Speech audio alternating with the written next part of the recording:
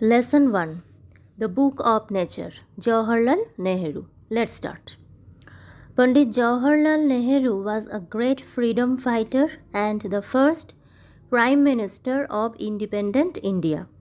পণ্ডিত জওহরলাল নেহেরু ছিলেন একজন মহান স্বাধীনতা সংগ্রামী এবং স্বাধীন ভারতের প্রথম প্রধানমন্ত্রী।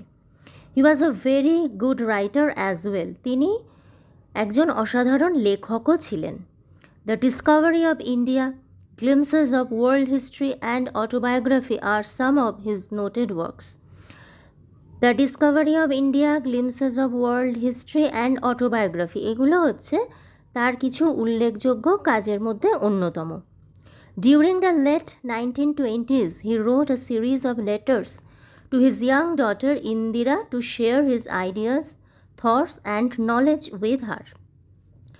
1920 দশকের শেষের দিকে তিনি বেশ কিছু চিঠি লিখেছিলেন তার মেয়ে ইন্দিরাকে। ইন্দিরার বয়স তখন অল্প। কেন তিনি লিখেছিলেন? না, তার নিজের চিন্তাভাবনা, জ্ঞান, দৃষ্টিভঙ্গি এইগুলো তিনি চেয়েছিলেন মেয়ের সাথে শেয়ার করে নিতে বা মেয়েকে জানাতে।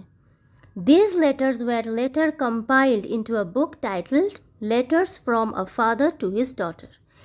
এই চিঠিগুলোই পরবর্তীকালে বই আকারে প্রকাশ পেয়েছিল এবং সেই বইয়ের নামকরণ করা হয়েছিল letters from a father to his daughter, অর্থাৎ মেয়েকে লেখা বাবার চিঠি।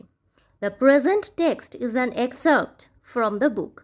আর এই বর্তমান যে টেক্সটটি, যেটা এই চ্যাপ্টারে আমরা পড়তে চলেছি, সেটা হচ্ছে ওই বই থেকে নেওয়া কিছুটা অংশ।